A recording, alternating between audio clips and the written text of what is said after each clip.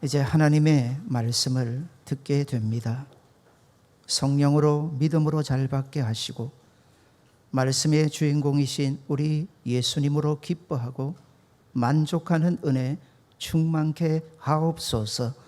말씀을 전하는 부족한 종의 모습 감추시고 우리 하나님의 아름다우신만을 보는 은혜의 시간 삼아 주옵소서. 예수님 이름으로 기도하옵나이다. 아멘. 오늘 주일도 계속해서 주기도문으로 함께 말씀의 은혜 나누고자 합니다. 우리가 늘 상고하는 이 주기도문은 7가지 청원으로 이루어졌다고 했습니다.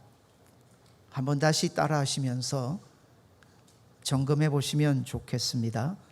제가 첫째 하면 여러분은 한 청원 한 청원씩을 읽어가시면 되겠습니다. 첫째, 이름이 거룩히 여김을 받으시오며, 둘째, 나라가 임하시오며, 셋째, 뜻이 하늘에서 이루어진 것 같이 땅에서도 이루어지이다. 넷째, 오늘 우리에게 일용할 양식을 주시옵고, 다섯째, 우리가 우리에게 죄 지은 자를 사하여 준 것 같이 우리 죄를 사하여 주시옵고, 여섯째, 우리를 시험에 들게 하지 마시옵고, 일곱째, 다만 악에서 구하시옵소서. 아멘. 지난 주일에는 특별히 4번째 청원, 우리에게 날마다 일용할 양식을 주시옵고, 이 부분을 살펴봤습니다. 흔히 주기도문을 크게 2가지 구도로 나눕니다. 첫 번째 청원에서 3번째 청원까지를 하나님 중심적인 청원이다, 하나님이 바라시는 청원이라는 거죠. 그리고 4번째에서 7번째까지를 우리 중심적인 청원이라, 그렇게 구분을 많이들 합니다. 하지만 지난 주일에 살펴본 4번째 청원은 결코 그렇지 않습니다. 비록 일용할 양식을 우리가 구한다고 하지만 사실은 철저하게 하나님 중심적인 청원입니다.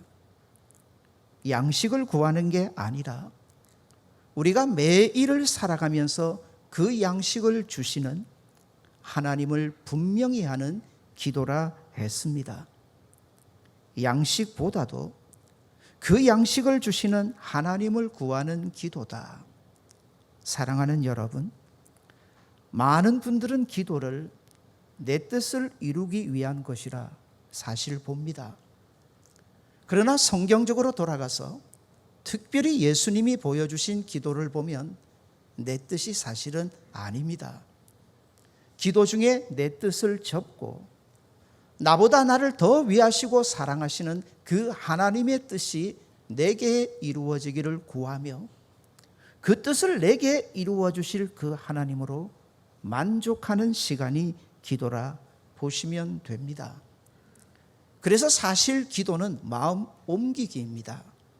내 중심에서 하나님 중심으로 마음을 옮겨가는 과정이 기도다 보시면 됩니다. 그렇습니다. 신앙생활은 하나님의 손만을 보는 게 아닙니다. 결국은 하나님의 얼굴을 바라보셔야 합니다. 하나님의 손에서 떨어지는 떡고물만 보는 게 아니라는 겁니다. 그 하나님의 얼굴에 나타난 나보다 나를 더 사랑하시는 그 사랑, 은혜, 그 긍휼, 그 자비하심을 보는 겁니다. 우리 인생의 전부를 아시고 아시기에 모든 것을 책임져 주시는 하나님을 인정하고 하나님을 그렇게 붙잡고 살 것을 구하는 게 4번째 청원이라 했습니다. 이렇게 놓고 보면 사실 7가지 청원 중에서 제일 부담이 되는 게 4번째 청원이 맞습니다. 왜냐하면 우리의 마음은 언제나 떡에 먼저 갑니다. 먹을 것에 먼저 갑니다. 예수님께서 시험을 받으셨습니다. 40일 금식하시고 사탄이 시험을 하는데 첫 번째 시험이 뭡니까? 돌덩이를 가지고 떡덩이로 만들라는 겁니다. 예수님에게도 그렇게 시험했던 사탄입니다. 우리 인생에게 뭐가 가장 중요한지를 제대로 아는 거죠. 우리에게도 날마다 그렇게 시험을 합니다. 사실 여기에서 인생의 모든 염려, 근심, 걱정 다 오는 거예요. 하지 마라. 너희는 그렇게 살지 마라. 그건 하나님 없는 이방인들이나 그렇게 사는 거지 너희는 하나님 아버지가 계시지 않냐. 너희의 모든 것을 다 책임져 주시는 하나님 아버지 붙잡고 너희는 살아야 하지 않겠니? 그래서 예수님께서 가르쳐 주신 기도가 네 번째 기도였습니다. 자, 이제 다섯 번째 청원을 함께 살피며 은혜 나누고자 합니다. 주기도문에서 가장 중심이 되고 핵심이 되는 청원이라 보시면 됩니다. 자, 오늘 본문 4절인데 4절 보시겠습니다. 우리 같이 한번 4절을 읽겠습니다. 우리가 우리에게 죄지은 모든 사람을 용서하오니 우리 죄도 사하여 주옵시고. 다음에 이어질 청원이죠. 우리가 모든 사람의 죄를 용서할 테니 우리의 죄도 용서해 주십시오. 주기도문이 두 군데 나오죠. 자, 마태복음 6장에도 나옵니다. 잠깐 마태복음 6장에 나오는 주기도문으로 가 보겠습니다. 마태복음 6장에 나오는 주기도문은 9절에서 시작해서 13절에서 끝이 납니다. 그런데 사실 거기서 끝이 나지 않습니다. 이어지는 14절, 15절 말씀을 주목해 보셔야 합니다. 마태복음 6장에 나오는 주기도문에 이어지는 말씀입니다. 14절, 15절인데 우리 같이 한번 읽겠습니다. 너희가 사람의 잘못을 용서하면 너희 하늘 아버지께서도 너희 잘못을 용서하시려니와 너희가 사람의 잘못을 용서하지 아니하면 너희 아버지께서도 너희 잘못을 용서하지 아니하시리라. 아멘. 이 14절 15절이 지금껏 많은 사람들은 주기도문과 관련이 없다 생각을 했는데 많은 성경학자들이 원문을 살피면서 아니라는 것을 발견하게 되었습니다. 이건 이어지는 겁니다. 그런데 주기도문의 7가지 청원 중에서 하나를 더 강조해서 결론적으로 덧붙이며 설명을 합니다. 몇 번째 청원입니까? 바로 오늘 우리가 살펴보기를 원하는 5번째 청원입니다. 사실 주기도문의 결론이고 주기도문의 핵심이고 아주 중요한 것이기 때문에 예수님께서 한 번 더 강조해서 반복해서 말씀해 주시는 겁니다. 학교 다닐 때 친구 중에 공부를 참 잘하는 친구가 있었습니다. 그런데 재밌는 건 수업 시간에 잡니다. 수업 시간에 자면서 공부를 잘할 수 있습니까? 아무리 머리가 좋아도 그건 불가능합니다. 그런데 시험을 치면 점수가 누구보다도 잘 나옵니다. 기가 막히죠. 그래서 한 번은 친구들이 모여서 물었습니다. 너 수업 시간에 보니 늘 그렇게 자던데 성적은 왜 그래 좋니? 안 가르쳐 줘요. 결국 밥 한 끼 대접하고 그 노하우를 듣게 되었습니다. 친구의 말이 그렇습니다. 일단 머리는 좋은 것 같아요. 선생님 처음에 하는 말은 안 들어도 된답니다. 수업 시간의 마지막쯤이 되면 선생님이 중요한 것, 그날 가르쳐 준 것 중에서 핵심이 되는 것, 반드시 이제 한 번 더 얘기한다, 결론적으로 얘기한다, 이거 중요하다면서 핵심을 요점 정리를 해 준대요. 그때 정신을 바짝 차리고 들으면 된다는 겁니다. 그때 초집중을 한다는 거죠.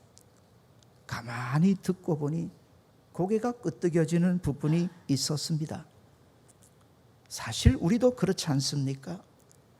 이런 말 저런 말을 해놓고 나서 참으로 내가 하고 싶은 말, 중요한 말은 어떻게 합니까? 반드시 반복해서 합니다. 아이에게 심부름을 시키면서 이거 사와 저거 사와, 그러나 꼭 사와야 될 게 있지 않습니까? 그러나 이거는 반드시 사와야 돼. 반복을 하게 되는 경우죠. 왜 반복할까요? 그게 두 가지 경우가 있습니다. 하나는 중요하니까. 뭐 하니까요? 중요하니까. 또 하나는 이게 실천이 잘 안 되는 거니까. 너무 자주 잊어버리게 되니까. 두 가지 경우인 것 같습니다. 사랑하는 여러분, 용서하라. 너희가 먼저 용서하라. 그러면 나도 너희를 용서해 주겠다. 그리스도인은 어떤 사람일까요? 받아서 따라합시다. 용서의 사람입니다. 그리스도인은 다른 사람이 아닙니다. 용서하는 사람입니다. 용서라는 은혜를 압니다. 그 용서라는 은혜를 하나님 아버지로부터 늘 받으면서 삽니다. 그 용서라는 은혜를 알기 때문에 나도 그 용서를 실천하면서 사는 사람이 그리스도인입니다. 성경은 많은 부분에서 이런 용서에 대한 실천을 강조를 하십니다. 한 구절 더 보시면 마태복음 18장 35절에서 용서에 대한 말씀을 하실 때 아주 강하게, 그리고 반드시 실천해야 될 부분으로 또한 말씀을 하십니다. 마태복음 18장 35절 제가 읽어드립니다. 너희가 각각 마음으로부터 형제를 용서하지 아니하면 나의 하늘 아버지께서도 너희에게 이와 같이 하시리라. 이와 같이 하신다. 뭐 하지 않는다는 거죠? 용서하지 않는다. 너희가 용서하지 않으면 나도 너희를 결코 용서하지 않겠다. 강합니다. 아주 강합니다. 사랑하는 여러분, 용서가 쉽습니까? 어렵습니까? 용서가 쉽습니까? 어렵습니까? 인생 살면서 하는 많은 일들 중에 제 개인적으로는 가장 힘든 게 이게 아닐까 여겨지기도 합니다. 그런데 성경은 너무 강하게 얘기를 하세요. 너희가 용서하지 않으면 하늘 아버지께서도 너희를 용서하지 않는다. 강하죠? 참 강합니다. 그러면서 이걸 액면 그대로 받게 되면요, 우리가 먼저 용서하는 것 자체가 조건부처럼 보여집니다. 그래야만이 하늘 아버지께로부터 우리도 용서함을 받는다. 사실 이 부분을 자칫 이해하면은요, 죄사함조차도 어떤 우리의 행위와 행함이 필요한 것처럼 여겨질 수가 있다는 거죠. 사랑하는 여러분, 우리가 죄사함 받았습니다. 구원 받았습니다. 묻습니다. 행함입니까? 은혜입니까? 행함입니까? 은혜입니까? 철저하게 은혜입니다. 여기에는 눈곱만큼도 우리의 행함이 들어갈 여지가 없습니다. 그런데 이 다섯 번째 청혼을 가지고 보면 여기에서 이제 혼란이 찾아와요. 갈등이 생겨나는 거죠. 너희가 용서하지 않으면 하늘 아버지께서도 너희를 용서하지 않는다. 너무 강하게 말씀하시기 때문입니다. 용서하라. 성경을 보시면 용서에는 크게 두 가지 용서가 있습니다. 몇 가지 용서가 있다고요? 두 가지입니다. 첫 번째는 하나님의 자녀가 되기 위해서, 죄사함을 받기 위해서 반드시 필요한 용서입니다. 구속의 은혜를 우리가 받기 위해서 필요한 은혜죠.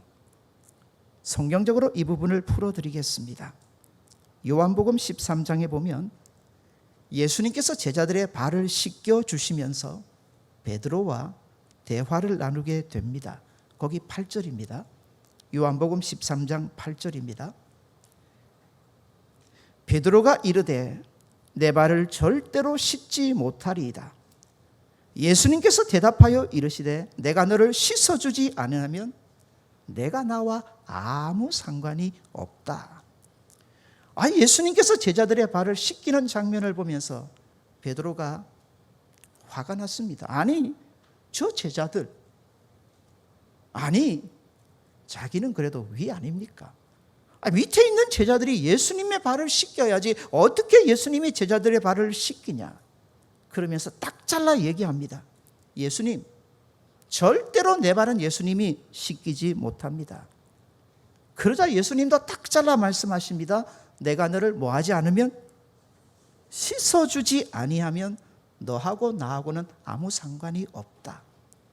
여기서 이 씻김은 쉽게 표현하면 목욕에 해당합니다. 무엇에 해당한다고요? 목욕입니다. 깨끗하게 씻겨주는 거죠. 그러자 베드로가 돌변을 합니다.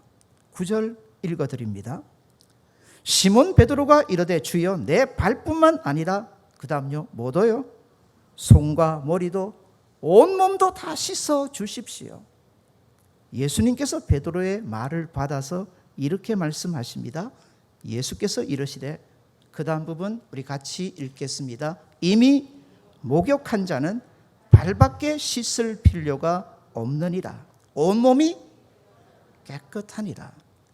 옆에 분 보고 우리 한번 믿음으로 도전해 드립시다. 당신은 깨끗하십니다. 우리 구속의 은혜를 얘기하는 겁니다. 십자가의 은혜를 얘기하는 겁니다. 우리가 예수님을 믿는 순간 십자가의 보혈의 능력이 우리를 완전히 덮어버린 줄 믿으시기를 바랍니다. 우리를 모든 죄에서 깨끗해 주셨음을 믿으시는 저와 여러분 되시기를 바랍니다. 그런데 또 하나를 묻습니다. 그건 하나님의 은혜로 되어진 일이고요. 하나님의 은혜로 되어진 일이고, 자, 오늘을 사는 내 자신을 봅시다. 나는 죄인입니까? 의인입니까? 그럼에도 불구하고 나는 여전히 죄 아래 있음을 보게 됩니다. 지난 한 주간도 내 마음을 아프게 하는 죄들이 분명히 있지 않습니까? 목욕은 분명히 했음에도 불구하고 무엇은 더러워지더라? 비유에서 하시는 말씀입니다. 무엇은요? 발은 더러워져요. 그래서 그 발을 씻기심의 은혜가 매일매일 나에게 필요하다는 거죠. 지금 예수님이 말씀하시는 용서는 그러면 묻습니다. 첫 번째 용서일까요? 두 번째 용서일까요? 두 번째입니다. 첫 번째라면 성경의 모든 구원의 도리가 다 깨져버리게 되는 거죠. 우리가 다른 사람의 죄를 용서해야 우리가 구원받는 것은 아닙니다. 오직 철저하게 하나님의 은혜로 구원받은 저와 여러분인 줄 믿으시기를 바랍니다. 그러나 아무리 구원받아서도 이 땅을 살 때 우리는 매일매일 죄 씻음의 은혜가 또한 필요한 줄 믿으시는 저와 여러분 되시기를 바랍니다. 그 은혜가 필요해요. 그 은혜가 없다면 성도가 이 땅을 어떻게 성도답게 살겠어요? 성경을 읽다가 이 부분이 정리가 되지 않으면 참 걸림돌이 되는 말씀이 있는데, 그게 마태복음 18장에 나오는 얘기입니다. 한 사람이 왕에게 빚을 졌는데 그 빚이 1만 달란트입니다. 1만 달란트를 요즘으로 풀게 되면 18조에 해당합니다. 얼마예요? 18조 별로 안 놀라시네. 아무튼 18조에 해당합니다. 탕감을 받았습니다. 대단한 일이죠. 엄청난 일이죠. 그 엄청난 빚에도 탕감을 받았는데 룰루랄라 노래 부르면서 오다가 자신에게 빚진 자를 만납니다. 100데나리오입니다. 그것도 큽니다.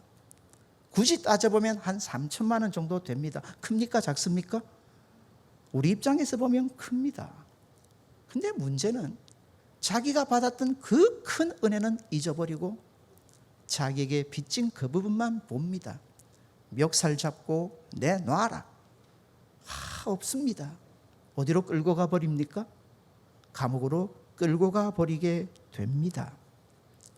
이 말씀, 우리의 구원이 취소된다고 보시면 절대로 안 됩니다. 왜 이렇게 예수님께서 강조해서 이런 오해가 생길 만큼 이렇게 강조해서 말씀하시느냐? 역시 두 가지입니다. 용서함이 얼마나 중요한지, 아무리 우리가 구원받았다고 하지만 오늘 이 땅을 제대로 성도답게 살 때 또한 용서하심의 은혜가 매일매일입니다. 내게 얼마나 필요한지 가르쳐 주시는 겁니다. 한번 생각해 봅시다. 1만 달란트 빚진 자, 100달러온 빚진 자 같이 감옥에 들어가면 누구의 죄가 더 크게 될까요? 아니, 같이 감옥에 들어가면 누구의 죄가 더 크게 되는 걸까요? 1만 달란트 빚진 자가 아닙니까? 사랑하는 여러분, 우리가 용서하지 못하면, 용서를 실천하지 못하면 매일의 삶에서 우리에게 반드시 필요한 하나님의 그 용서하심의 은혜가 차단될 수 있다는 거죠. 우리가 이 주기도문으로 더 중심적으로 기도해야 될 까닭은, 오늘 우리가 사는 시대는 그야말로 복수의 시대입니다. 이에는 이, 눈에는 눈 아니죠. 이제는 내가 당한 것보다 훨씬 더 강하게 갚아주고 싶어하는 시대다 보시면 됩니다. 우리가 즐겨보는 영화나 드라마, 모든 줄거리가 뭡니까? 용서입니까? 복수입니까? 아니, 우리가 즐겨보는 영화나 모든 드라마의 핵심 줄거리, 용서입니까? 복수입니까? 또 물을게요. 용서가 재밌을까요? 복수가 재밌을까요? 찬양대 여러분, 솔직하게 얘기해 봅시다. 용서가 재밌겠습니까? 복수가 재밌겠습니까? 복수가 훨씬 재밌습니다. 용서하면 안 보실걸요? 시시하실걸요? 이게 세상입니다. 이런 세상을 그리스도인이 똑같이 살아갈 수는 없다는 거죠. 사실 우리는 그런 영화나 드라마를 보면서 대리만족을 느낍니다. 나도 한번 멋지게 복수를 해보고 싶은데 나는 못하는 걸 주인공은 하거든요. 그걸 보면서 스스로 대리만족을 느끼는 경우가 많아요. 이런 복수의 시대를 삽니다. 복수가 마땅한 시대를 살아가는데, 이런 하나님의 말씀은 우리에게 충분히 부담이 될 수 있죠. 왜 부담이 될까요? 한 번 더 묻습니다. 용서하면 제일 먼저 떠오르는 단어가 뭡니까? 손해 아닙니까? 희생 아닙니까? 아픔 아닙니까? 용서하라면 그럽니다. 나만 용서하래. 그러면 나만 손해인데 용서한다고 그 사람 뭐가 달라져? 그러면서 사실 우리는 차단을 합니다. 눈꽃만큼도 내가 손해를 보고 싶어 하지 않습니다. 사랑하는 여러분, 그러나 예수님 말씀하세요. 결론적으로 말씀하세요. 그리스도인은 어떤 사람일까요? 한 번 더 받아서 따라합시다. 용서하는 사람입니다. 그리스도인은 용서하는 사람입니다. 십자가로 입은 용서의 은혜를 알기에 점차 용서에 점점 더 익숙해져 가는 사람입니다. 용서라는 말 자체가 부담이 될 사람이 아니라 익숙해져야 할 사람입니다. 내가 참 그리스도인이냐? 내가 그리스도인인데 그 신앙이 얼마나 성숙해졌느냐? 그 정도, 그 바로미터는 다른 게 아닙니다. 내가 오늘에 얼마나 용서하면서 사는가? 내가 용서를 얼마나 실천하면서 사는가? 그게 그리스도인의 바로미터입니다. 왜요? 우리가 아버지라 부르시는 하나님은 어떤 분이십니까? 한마디로 말해 용서하시는 분이십니다. 흔히 기독교를 사랑의 종교라 합니다. 하나님을 사랑이시라 합니다. 그런데 그 사랑 정확하게 보셔야 합니다. 잘 보셔야 합니다. 엉뚱한 곳에서 그 사랑을 보시면 안 됩니다. 끼리끼리 사랑하면서 사랑이다 말하시면 안 됩니다. 마땅히 사랑을 실천하면서 익숙한 모습으로 저와 여러분 살아가야 하는데, 기독교를 사랑의 종교라 하는데 그 사랑은, 그 십자가에 나타난 그 사랑은 어떤 사랑이든가요? 어떤 사랑이죠? 용서하는 사람입니다. 원수까지도 우리였지 않습니까? 용서해 주셨던 사랑입니다. 그리스도인이 그리스도인답게 살기 위해서 가장 필요한 것은 예수님의 십자가입니다. 그리스도인은 다릅니다. 이제는 완전히 다릅니다. 제가 안경을 쓰고 있기에 모든 것이 달라 보이는 것처럼 그리스도인은 십자가의 은혜를 알기 때문에 그 십자가로 모든 것을 보고 이해하고 그리고 받아들이는 사람입니다. 그 십자가를 붙잡고 오늘을 살아가는 실천하는 사람입니다. 십자가만 분명하면 몇몇 사람이 아닙니다. 손양은 목사님만요. 손양은 목사님이 아닙니다. 그분 안에 계셨던 성령이나 오늘 저나 여러분 안에 계시는 성령이나 같은 분이신 줄 믿으시기를 바랍니다. 같은 분이세요. 몇몇 특별한 분만이 아닙니다. 용서에 더욱 익숙해지고 용서에 더욱 편해져야 될 사람들이 있다면 마땅히 십자가의 은혜를 나는 그 용서하심의 은혜를 나는 그리스도인이어야 합니다. 사실 어떤 분은 이 5번째 청원 나는 못하겠다 하시는 분들도 보았습니다. 그런데 조심하십시오. 그건 나와 예수님의 십자가가 하등 관계가 없다는 말이 되어버리기 때문입니다. 아주 적극적인 기도입니다. 왜 이렇게 기도를 하라 예수님 가르치십니까? 그건 이유 때문입니다. 받아서 따라합시다. 하나님의 은혜가 필요합니다. 필요하지 않습니까? 필요하시죠. 하나님의 은혜가 필요한 우리들 아닙니까? 하나님 그 용서하심의 은혜가 내게 필요합니다. 정말 필요합니다. 그래서 나도 용서하면서 살겠으니 그 은혜를 내게 더욱 부어 달라는 기도라 보시면 됩니다. 그렇다면 생각해 봅시다. 5번째 청원, 누구를 위한 청원일까요? 이 5번째 청원이 누구를 위한 청원일까요? 내가 다른 사람을 용서해 주겠습니다. 이 청원입니다. 나를 위한 걸까요? 남을 위한 걸까요? 찬양대 여러분, 이 5번째 청원이요. 내가 다른 사람을 용서하겠습니다. 나를 위한 걸까요? 남을 위한 걸까요? 나를 위한 겁니다. 이게 나를 위한 겁니다. 자꾸 우리는 용서하자고 하면서 남을 보는데 아닙니다. 왜 용서를 해야 하느냐면 십자가의 은혜가 필요한 나 자신이기 때문입니다. 내가 용서하지 못하는데 십자가를 안다고 볼 수 있나요? 내가 용서하지 못할 때 내가 만난 하나님은 진노의 하나님입니다.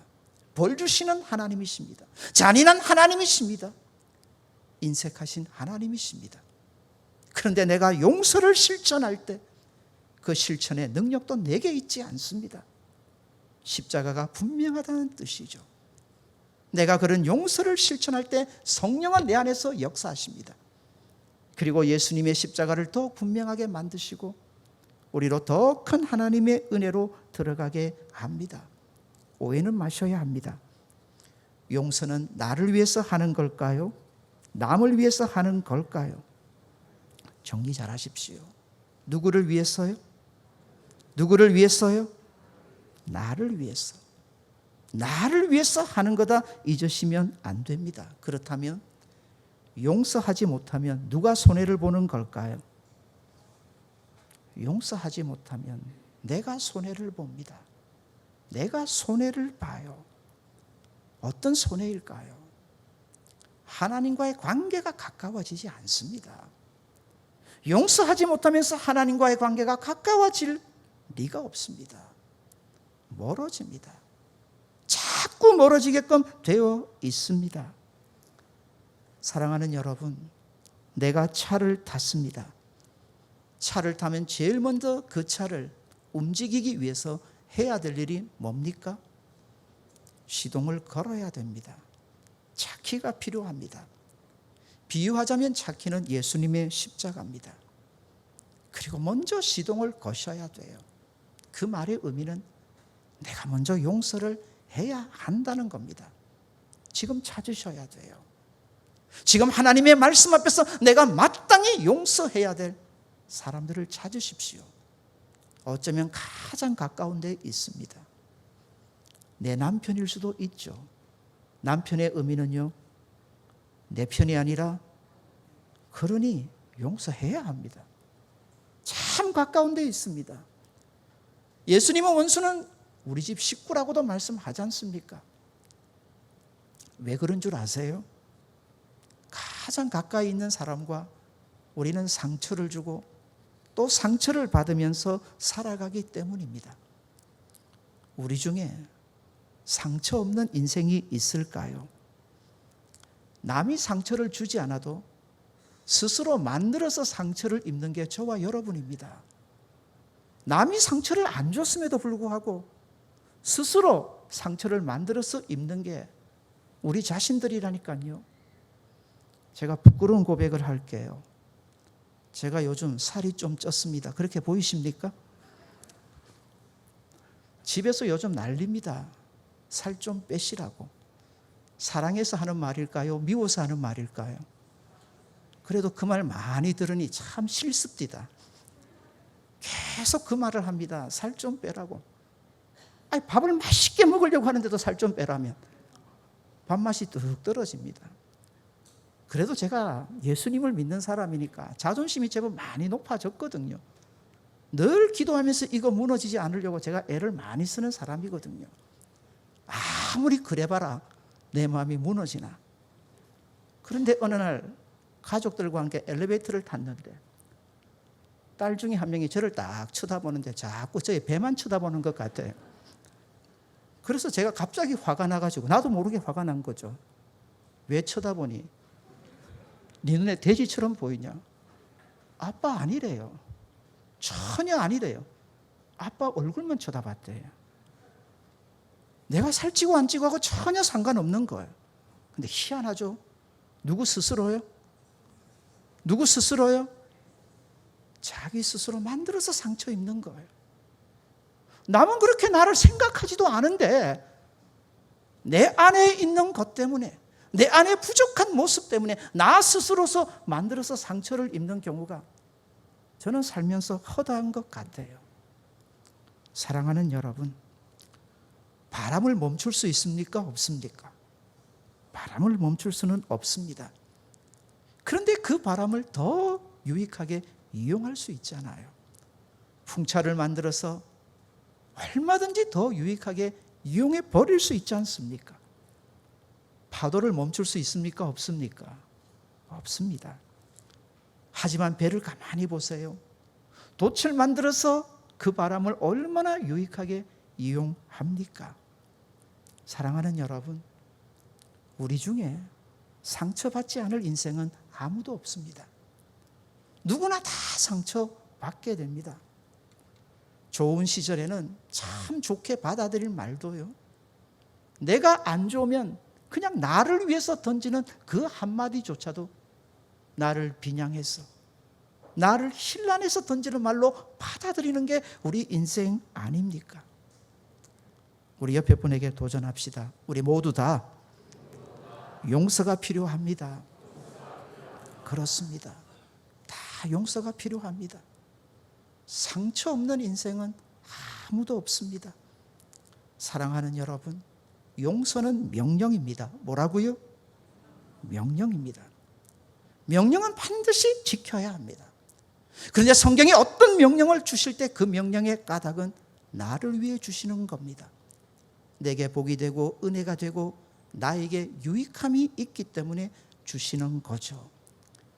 에베소서 4장 32절 말씀을 제가 읽어드립니다. 한번 보십시오. 서로 친절하게 하며 불쌍히 여기며 서로 용서하기를 하나님이 그리스도 안에서 너희를 어떻게 하심과 같이 하라고요? 용서하심과 같이 하라. 예수님이 용서 안 했니? 예수님이 그렇게 큰 십자가의 은혜로 용서 안 했니? 그래도 그 예수님 바라보고 너도 용서하라. 그 다음입니다. 이게 에베소서 4장 31절로 끝이 나고요.